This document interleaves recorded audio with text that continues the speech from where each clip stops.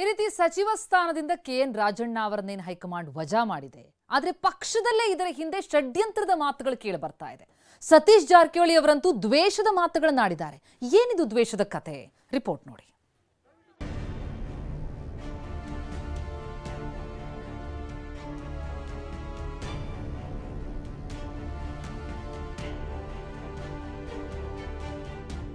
ಸಚಿವ ಸ್ಥಾನದಿಂದ ರಾಜಣ್ಣ ವಜಾ, ಕೈಮನೆ ಕೊತ ಕೊತ.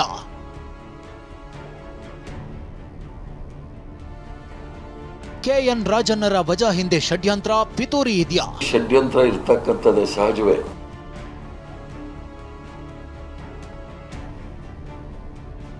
ದ್ವೇಷ ಇರುತ್ತೆ, ಎಚ್ಚರಿಕೆಯಿಂದ ಇರಬೇಕು ಎಂದ ಸತೀಶ್ ಜಾರಕಿಹೊಳಿ. ನಮ್ಮ ಪಾಲಿನ ಹುಷಾರಿದ್ರೆ ಇಂಥ ಘಟನೆಗಳ ಸಂಭವಿಸೋದಿಲ್ಲ. ತಲೆದಂಡ, ವಾಲ್ಮೀಕಿ ಸಮುದಾಯದ ಪ್ರಭಾವಿ ನಾಯಕನಿಗೆ ಶಿಕ್ಷೆ. ಸಿದ್ದರಾಮಯ್ಯ ಅತ್ಯಾಪ್ತನ ರಾಜಕೀಯ ಜೀವನದಲ್ಲಿ ಕ್ರಾಂತಿ ನಡೆದು ಹೋಗಿದೆ. ಸಚಿವ ಸಂಪುಟದಿಂದಲೇ ಕೆಎನ್ ರಾಜಣ್ಣರನ್ನ ವಜಾ ಮಾಡಿರೋದು ರಾಜ್ಯ ಕಾಂಗ್ರೆಸ್ ಪಾಳೆಯ ಕೊತ ಕೊತ ಅಂತಿದೆ. ಕ್ಷಣಕ್ಕೊಂದು ಬೆಳವಣಿಗೆ ಆಗ್ತಿದೆ, ದಿನಕ್ಕೊಂದು ಟ್ವಿಸ್ಟ್ ಪಡೀತಿದೆ. ಟಿವಿ9ನಲ್ಲಿ ಹೈಕಮಾಂಡ್ ನಿರ್ಧಾರದ ಎಕ್ಸ್ಕ್ಲೂಸಿವ್ ಇನ್ಸೈಡ್ ಮಾಹಿತಿ. ಕೆಸಿ ವೇಣುಗೋಪಾಲ್ ಮನವೊಲಿಸಲು ಯತ್ನಿಸಿದ್ದ ಸಿಎಂ ಸಿದ್ದರಾಮಯ್ಯ. ತಮ್ಮ ಅತ್ಯಾಪ್ತ ಕೆಎನ್ ರಾಜಣ್ಣರನ್ನ ಉಳಿಸಿಕೊಳ್ಳೋಕೆ ಸಿದ್ದರಾಮಯ್ಯ ಸತತ ಪ್ರಯತ್ನ ಮಾಡಿದ್ರು. ಆದ್ರೆ ಹೈಕಮಾಂಡ್ನಿಂದ ಅದ್ಯಾವಾಗ ಖಡಕ್ ಸಂದೇಶ ಬಂತೋ ನೋಡಿ, ಏನೂ ಮಾಡೋಕೆ ಆಗಿಲ್ಲ. ಅಷ್ಟಕ್ಕೂ ಸಿಎಂಗೆ ಕೆಸಿ ವೇಣುಗೋಪಾಲ್ ಕರೆ ಮಾಡಿದ್ದ ಇನ್ಸೈಡ್ ಮಾಹಿತಿಯನ್ನೇ ಹೇಳ್ತೀವಿ ನೋಡಿ.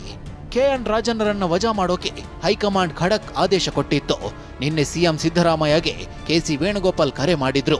ಸಂಪುಟದಿಂದ ರಾಜಣ್ಣರನ್ನ ಕೂಡಲೇ ಕೈಬಿಡಲು ಸೂಚನೆ ಕೊಟ್ಟಿದ್ರು. ಬಳಿಕ 20 ನಿಮಿಷದ ಬಳಿಕ ಕೆಸಿ ವೇಣುಗೋಪಾಲ್ಗೆ ಸಿದ್ದರಾಮಯ್ಯ ವಾಪಸ್ ಕರೆ ಮಾಡಿದ್ದಾರೆ. ತಕ್ಷಣವೇ ರಾಜೀನಾಮೆ ಪಡೆಯೋದು ಬೇಡ ಎಂದು ಸಲಹೆ ಕೊಟ್ಟಿದ್ದಾರೆ. KC ವೇಣುಗೋಪಾಲ್ರನ್ನ ಮನವೊಲಿಸೋಕೆ CM ಯತ್ನಿಸಿದ್ರು. 10 ದಿನದ ಬಳಿಕ ರಾಜೀನಾಮೆ ಪಡೆಯೋಣ ಅಂತಾನು ಸಿಎಂ ಸಲಹೆ ಕೊಟ್ಟಿದ್ರು. ಅಧಿವೇಶನ ಮುಗಿದ ಬಳಿಕ ಪಡೆಯೋಣ ಅಂತಾನು ಹೇಳಿದ್ರು. ನನ್ನ ವಿರುದ್ಧ ಷಡ್ಯಂತ್ರ ಎಂದು ರಾಜಣ್ಣ ಹೊಸ ಬಾಂಬ್. ನನ್ನ ವಜಾ ಮಾಡಿರೋದ್ರ ಹಿಂದೆ ಷಡ್ಯಂತ್ರ ಇದೆ ಅಂತ ಕೆಎನ್ ರಾಜಣ್ಣ ಹೊಸ ಬಾಂಬ್ ಹಾಕಿದ್ದಾರೆ. ಯಾರ್ಯಾರು ಏನೇನು ಮಾಡಿದ್ದಾರೆ ಎಲ್ಲವನ್ನು ಕಾಲ ಬಂದಾಗ ಹೇಳ್ತೀನಿ ಅಂದಿದ್ದಾರೆ. ಆದರೆ ಇದ್ರ ಹಿಂದೆ ಒಂದು ದೊಡ್ಡ ಷಡ್ಯಂತ್ರ, ಪಿತೂರಿ ಎಲ್ಲ ಇದೆ. ಈ ಪಿತೂರಿ ಷಡ್ಯಂತ್ರ ಯಾರು ಮಾಡಿದ್ದಾರೆ, ಏನು ಮಾಡಿದ್ದಾರೆ, ಏನೇನು ನಡೆದಿದೆ, ಎಲ್ಲೆಲ್ಲಿ ಯಾವ ಮುಖಂಡಗಳ ಜೊತೆ ಏನೇನು ನಡೆದಿದ್ದಾವೆ ಅವೆಲ್ಲವನ್ನು ಕೂಡ ಕಾಲ ಬಂದಾಗ ನಾನು ತಿಳಿಸ್ತೇನೆ.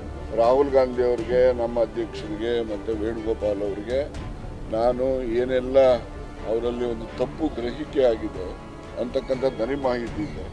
ಆ ತಪ್ಪು ಗ್ರಹಿಕೆಯನ್ನು ನಿವಾರಣೆ ಮಾಡಲಿಕ್ಕೆ ನಾನು ಅವನ್ನೆಲ್ಲರೂ ಕೂಡ ಭೇಟಿ ಮಾಡಲಿಕ್ಕೆ ದೆಹಲಿಗೆ ಹೋಗ್ತೇನೆ. ಇನ್ನು ನಮ್ಮ ಎಲ್ಲ ಹಿರಿಯ ಸಚಿವರುಗಳು, ಶಾಸಕರು ಕೂಡ ಹೋಗ್ತೀವಿ. ಇದು ನಮ್ಮ ಪಕ್ಷದ ತೀರ್ಮಾನ ಇದೆ. ಈ ಪಕ್ಷದ ತೀರ್ಮಾನ ಇರೋದ್ರಿಂದ ಇದನ್ನ ನಾವು ಪಕ್ಷದ ಹೈಕಮಾಂಡ್ನ ಯಾರು ಪ್ರಶ್ನೆ ಮಾಡತಕ್ಕಂಥದ್ದು ಸಾಧು ಅಲ್ಲ. ಈ ರಾಜಕೀಯದಲ್ಲಿ ದ್ವೇಷ, ಷಡ್ಯಂತ್ರ ಇರುತ್ತೆ, ಎಚ್ಚರಿಕೆಯಿಂದ ಇರಬೇಕು ಅಂತ ಸಚಿವ ಸತೀಶ್ ಜಾರಕಿಹೊಳಿ ಮಾರ್ಮಿಕವಾಗಿ ಹೇಳಿದ್ದಾರೆ.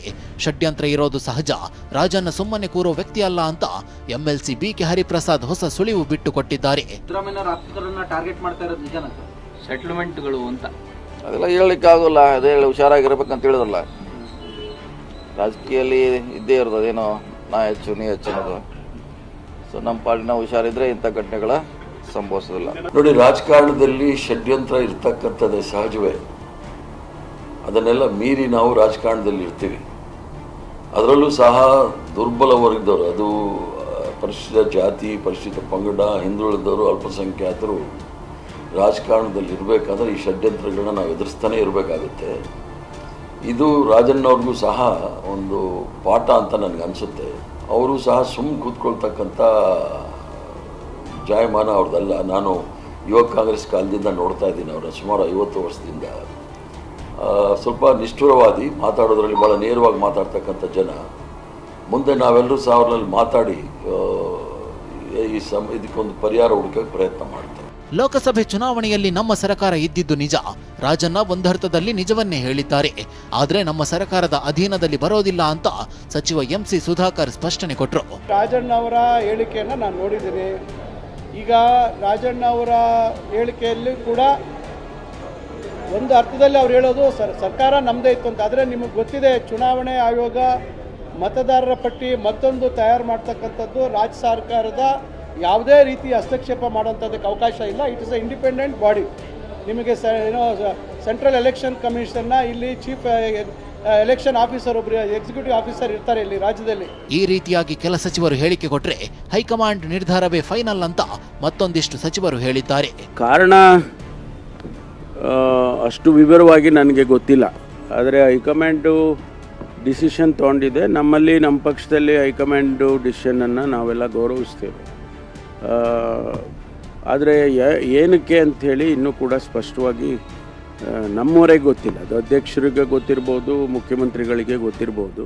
ನಾವೆಲ್ಲ ಕಾಂಗ್ರೆಸ್ನವರೆಲ್ಲ ದೋಸ್ತಿಗಳೇ, ಎಲ್ಲ ಒಂದೇ. ಹೈಕಮಾಂಡು ಸುಪ್ರೀಂ ನಮಗೆ, ಅವ್ರು ಏನು ಹೇಳ್ತಾರೆ ಅದು ಫೈನಲ್. ಇದರಲ್ಲಿ ಯಾರು ಕೂಡ ಮಧ್ಯ ಪ್ರವೇಶ ಮಾಡಕ್ಕೆ ಬರೋದಿಲ್ಲ.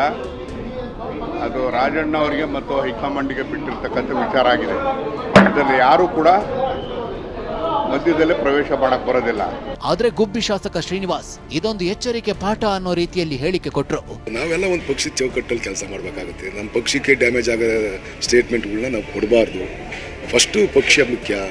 ಪಕ್ಷಕ್ಕೋಸ್ಕರ ಸುಮಾರು ಜನ ತ್ಯಾಗ ಮಾಡಿರೋವ್ರೆ, ಕೆಟ್ಟರವ್ರೆ.